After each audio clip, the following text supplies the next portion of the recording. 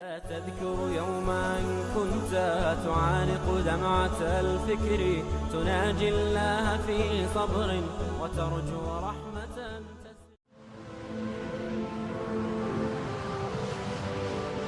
حضرت عمر رضی اللہ تعالیٰ عنہ جب ایمان لائے تو آپ نے ایک ایک کافر کے گھر کے دروازے پہ کھڑے ہو کے کہا کہ تم کمزوروں کو مارتے تھے، میں تمہیں بتانے آیا ہوں میں محمد عربی کا نوکر بن گیا۔ بلکہ آپ نے اعلان کیا جس نے اپنی بیوی کو بیوہ اور بچوں کو یتیم کروانا ہو اور اپنے ماں باپ کی کمر کو جھکانا ہو وہ عمر کے مقابلے میں آئے۔ اللہ اکبر۔ زنیرہ نامی ایک خاتون تھی، بہت کمزور۔ راوی کہتا ہے کہ اس کی ہڈیوں میں گودا نہیں تھا، عشق رسول تھا، اور اس کا ظالم آقا اس کو مارتا ہے، اور جب مار مار کے تھک جاتا ہے ادھر سے عمر آ رہے ہیں، یہ اسلام لانے کے پہلے کی کہانی ہے، ادھر سے عمر آ رہے ہیں تو اس نے کہا عمر تم جوان آدمی ہو تو یہ چھوڑتی نہیں ہے اپنے نبی کا نام، ذرا تم آؤ۔ عمر کوڑا پکڑ لیتے ہیں، اسے مارتے مارتے تھک جاتے ہیں تو پانی پینے لگتے ہیں، تو کہتے ہیں مجھے تیرے پہ ترس نہیں آیا لیکن میں ذرا پانی پینے لگا ہوں، اور پھر گلے کے اندر ڈال کر کے کوڑا اور اس کی رسی کو بل دیتے ہیں اور اس کی آنکھیں باہر نکل آتی ہیں اور کہتے ہیں بلا اپنے نبی کو جو تیری آنکھوں کی بینائی واپس کرے۔ اللہ اکبر۔ تو اس نے آسمان کی طرف منہ کر کے کہا مالک میں کبھی بھی آنکھوں کی بینائی نہ مانگتی لیکن اب تیرے نبی کی عزت کا سوال ہے۔ آنکھوں کی بینائی واپس ہو جاتی ہے۔ زنیرہ کو بڑا مارا، آج عمر گلیوں میں آنکھوں میں آنسو ہیں اور عجیب دل بے تاب ہے، اور کہتے ہیں آؤ بھئی میں حضور کا غلام بن گیا ہوں، تمہیں بتانے آیا ہوں۔ زنیرہ نے موڑ کاٹا تو آگے عمر یہ آواز دے رہے تھے۔ زنیرہ ایک کونے پہ کھڑے ہو کے رو کے کہتی ہے عمر تم تو بڑے اس دن جوش و غضب میں تھے اور تم مارتے ہوئے تھکتے نہیں تھے۔ تو عمر نے کہا زنیرہ اس دن میں نے دیکھا نہیں تھا، اب میں محمد عربی کو دیکھ آیا ہوں۔ جنہ ویکھیا نہیں ہو کرن گلاں، جنہ ویکھیا نہیں ہو کرن گلاں، جنہ ویکھیا ہو تے بول دے جڑے محرم راز حقیقت دے اور راز حقیقت کھول دے۔ تو حضرت عمر رضی اللہ تعالیٰ عنہ ایمان لائے۔ حضرت عبداللہ ابن مسعود رضی اللہ تعالیٰ عنہ فرماتے ہیں کہ حضرت عمر کا ایمان لانا مسلمانوں کے لیے عزت کا سبب تھا، ان کا ہجرت کرنا مسلمانوں کی نصرت تھی اور ان کی خلافت مسلمانوں کے لیے رحمت تھی۔ حضرت عمر رضی اللہ تعالی عنہ وہ ہیں کہ میرے حضور نے فرمایا لوگوں جب نیک لوگوں کا ذکر کرو تو میرے عمر کا تذکرہ ضرور کیا کرو۔ میرا عمر وہ ہے کہ جب وہ ایک سمت سے آ رہا ہو، ایک گلی اور بازار سے آ رہا ہو تو شیطان بھی آ رہا ہو، عمر کو دیکھ کے راستہ تبدیل کر لیتا ہے۔ حضرت عمر رضی اللہ تعالی عنہ کی طبیعت کے اندر جو جاہ و جلال تھا، طبیعت کے اندر جو سختی تھی، وہ اسلام کے اندر آ کر بھی قائم رہی، اور آپ نے وہی سختی، وہی جاہ و جلال جو پہلے مسلمانوں کے خلاف تھا، اب کفار کے خلاف، منافقین کے خلاف حضرت عمر کی طبیعت کے اندر وہ جوش و خروش بدستور موجود ہے۔ لیکن جس دن آپ خلیفہ بنے تو اس دن آپ نے ممبر پہ چڑھ کے جو خطبہ دیا اس میں کہا لوگوں میں سخت اس لیے تھا کہ رسول اللہ نرم تھے، پھر میں سخت اس لیے تھا کہ حضرت ابو بکر صدیق نرم تھے، اب میں تخت خلافت پہ بیٹھا ہوں، اب میری سختی جو ہے وہ نرمی میں تبدیل ہو گئی، صرف فاسقوں، فاجروں اور باغیوں کے لیے میں سخت ہوں، باقی تمہارے لیے نرم ہوں۔ سب سے کم جو تنخواہ بیت المال سے اگر کسی وجود نے لی ہے تو وہ حضرت عمر رضی اللہ تعالیٰ عنہ صرف 2 جوڑے لیتے تھے سال میں، اور راوی کہتا ہے کہ میں نے دیکھا ہے کہ اس میں بھی 17 پیوند لگے ہوتے تھے۔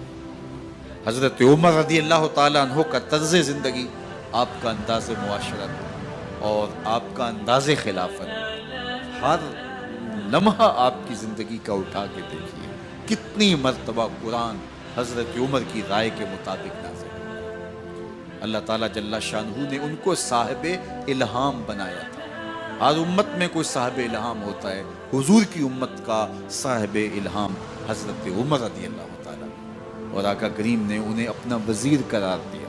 فرمایا میرے 2 وزیر آسمانوں میں ہیں، 2 وزیر زمینوں میں ہیں، آسمانوں کے وزیر جبرائیل اور میکائیل ہیں اور زمین کے وزیر ابو بکر اور عمر ہیں۔ رضی اللہ تعالی عنہما۔ ایک دن حضرت عمر بیٹھ کے رو رہے تھے، تو کسی نے کہا حضرت رو کیوں رہے ہیں؟ فرمایا کہ میں اس لیے رو رہا ہوں کہ فلاں پل سے بکریاں گزری ہیں، تو پل کے اندر شکستگی تھی، ٹوٹا ہوا تھا پل درمیان میں، اس میں ایک بکری کی ٹانگ ٹوٹ گئی ہے، تو میں ڈرتا ہوں کہ میرا رب یہ نہ پوچھے کہ عمر تو نے پل صحیح تعمیر نہیں کروائے تھے کہ ایک بکری کی ٹانگ کیوں ٹوٹی ہے۔ یہ ہیں حضرت عمر رضی اللہ تعالی عنہ۔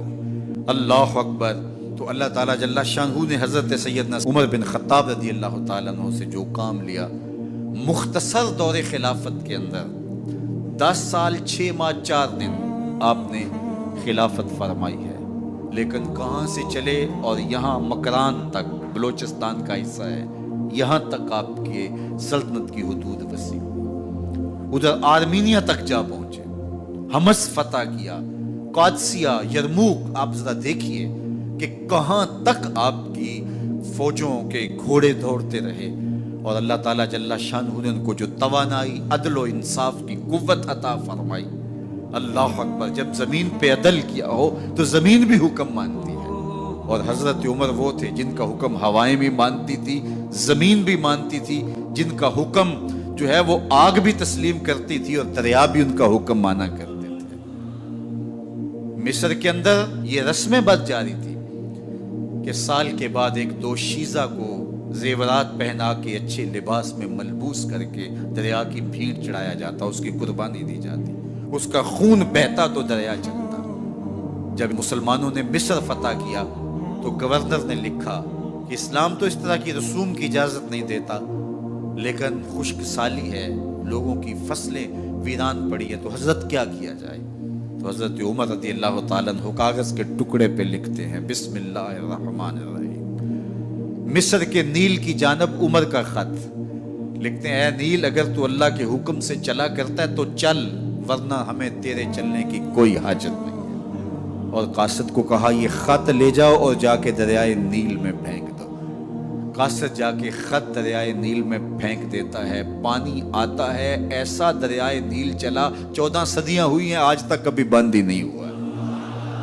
دریا حکم مانتے ہیں، آگ نکلتی ہے، لوگ حضرت عمر رضی اللہ تعالی عنہ کے پاس آئے، حضرت لاوا پھوٹا ہے، آگ نکل رہی ہے اور مدینے کی طرف بڑھ رہی ہے، اب کیا کیا جائے؟ فائر بریگیڈ تو زمانے میں تھی نہیں۔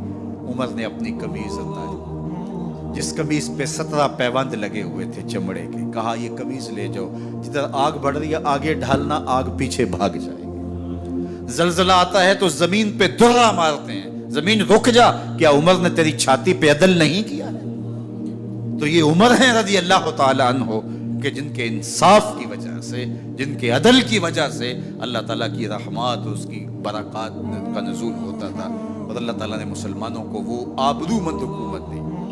کائنات کی تاریخ کے اندر ایسی حکومت آپ نے نہیں دیکھی ہوگی جو حضرت عمر نے حکومت کی ہے۔ اللہ اکبر۔ فرمایا فرات کے کنارے پہ ایک کتا بھی پیاسا مر گیا تو اس کا حساب بھی عمر سے ہوگا۔ باہر سے سفیر آتا ہے اور آ کے پوچھتا ہے کہ میں امیر المومنین کے، مسلمانوں کے حکمران کے محل میں جانا ہے، تو مسکرا کے کہتے ہیں ہمارے امیر کا تو کوئی محل نہیں ہے۔ کہا کہاں ہے تمہارا امیر؟ کہا مسجد نبوی میں ہوگا یا بیت المال کی اونٹوں کی دیکھ بھال میں لگا ہوگا۔ وہ جب گئے تو مسجد میں نہیں ہے، اللہ اکبر، وہاں گئے تو وہاں بھی نہیں ہے۔ پھر کیا دیکھتے ہیں کہ عمر رضی اللہ تعالی عنہ جنت البقیع کے پاس ایک درخت کے نیچے اینٹ کا سرانہ رکھ کے سوئے ہوئے، تو اس نے کہا عمر تو نے عدل کیا ہے، تجھے کچی اینٹ پہ بھی نیند آ گئی، ہمارے حکمرانوں نے انصاف نہیں کیا، اور وہ بند اور محفوظ کمروں کے اندر بھی سکون اور چین کی نیند نہیں سو سکتے۔ حضرت سیدنا عمر رضی اللہ تعالیٰ عنہ نے اس طرح ان امور سلطنت نبھائے۔ آپ دن کو لوگوں کی دیکھ بھالی کرتے، لوگوں کی ضروریات سنتے سمجھتے، اور جب رات پڑتی لوگ سو جاتے، عمر مدینے کی گلیوں میں پہرا دیتے۔ کائنات نے کوئی ایسا بھی حکمران دیکھا ہوگا؟ اللہ اکبر۔ وہ مجاہد جو مختلف محاذات پہ گئے ہوئے ہوتے، ان کے گھروں کی دیکھ بھالی کرتے، ان کی ضروریات کا خیال رکھتے، ان کی آبرو کا پہرا دیتے۔ راتوں کی تنہائیوں کے اندر حضرت عمر اٹھتے اور جا کے گشت کرتے، چکر لگاتے، دیکھتے کوئی آنکھ پر نم نہ ہو، مفلسی کا کسی گھر میں ماتم نہ ہو۔